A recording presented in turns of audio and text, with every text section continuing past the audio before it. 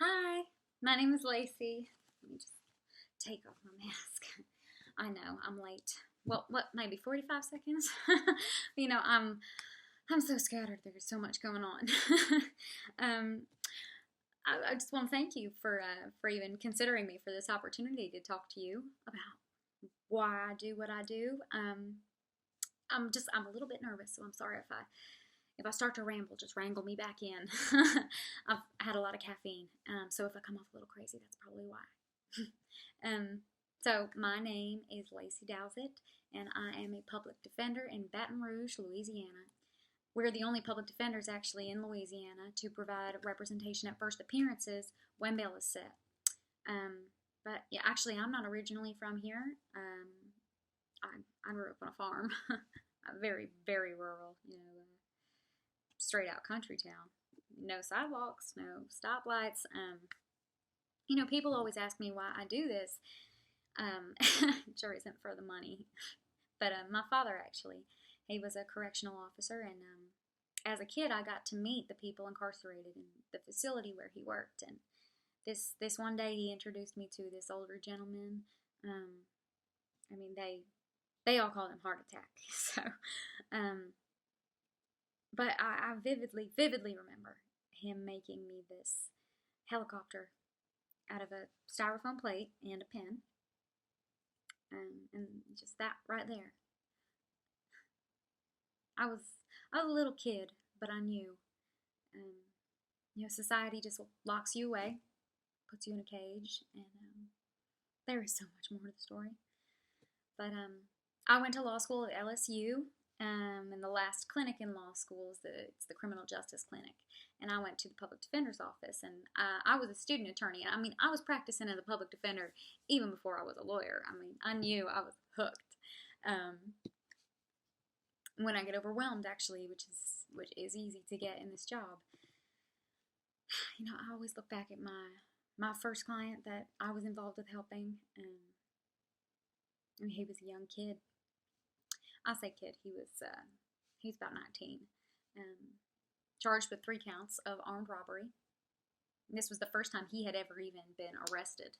But armed robbery in Louisiana, and I hate this. The sentencing range is anywhere from 25 to 99 years. It's a ridiculous, open-ended type of sentence, and it's a crime of violence where there is no opportunity for parole.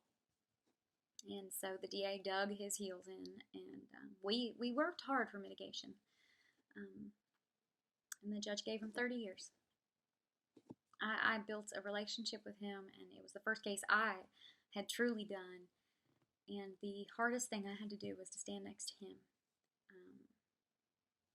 and watch him hear that sentence of 30 years in jail. Because I knew there goes his life.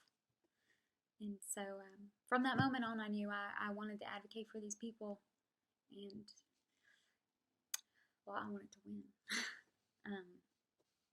So in 2016, we started this pilot program to get representation at the first opportunity after arrest. Because, what we were finding was clients were being charged with a misdemeanor, like, say, marijuana.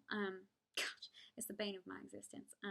But they were sitting in jail for months and months and months, sometimes 6 months. But most of these misdemeanors, the maximum sentence is 6 months. So sometimes they're just sitting there doing double the amount of time for the simple little charge. And it's all because of how long it took for the DA's office to get them an appointment. Some of them begged to plead guilty just to get out of jail, and now they have a conviction on their record, a conviction that they don't realize can be enhanced to a felony. So then there's this vicious cycle. If you have a felony, you're more likely to lose benefits, lose rights, and we kept seeing this. So, we pushed to get us to be with clients right after arrest.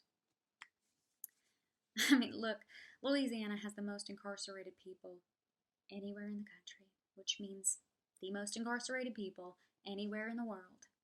And they are mostly for misdemeanors. But our pretrial release program started in 2018. I have cases where these kids are in college now. Those are the cases. Those are the cases that keep me going. But now with this COVID-19, we really stepped up our game. I mean, the first week that the virus hit, but before the first positive case in the prison, it was chaotic. It was just pure chaos. And then after the first week, it was eerily quiet. Why? Well, law enforcement had come to an agreement. They decided to give misdemeanors only a summons. They were only picking up more serious offenses, maybe 20 a day instead of 50. So how many people are we over arresting? There are so many people who should never have been here in the first place. We could have been doing this all along. But so we were dreading the first day, that the day that the first positive would come into the prison, and we were all taking the proper precautions. Everyone was, but we knew it was inevitable. And it started with one individual, and sure enough, there's a line of 90 people. And I can't get to them. They are not getting the care that they need. Our hands are so tied.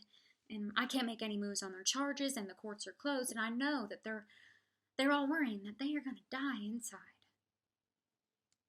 It's so overwhelming. What do I do? But we decided we had to focus on those we can help. Focus on lower level cases, lower bond, who we knew we could get out immediately. And that is how we were able to get so many people out so fast. I mean, we got 800 people released in 1 month.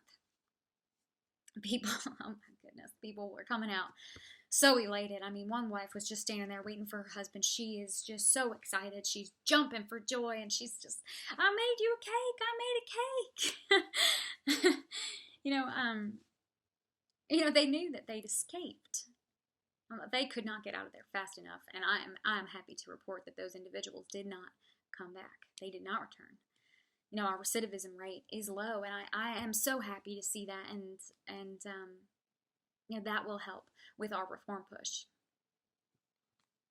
All this craziness, I can sleep at night knowing I may have helped save some lives.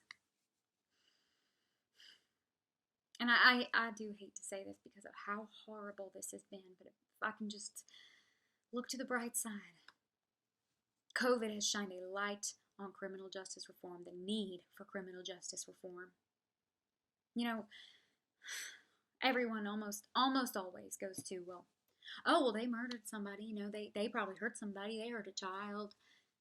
People don't realize that a lot of our prison population in Louisiana comes from simple drug possession.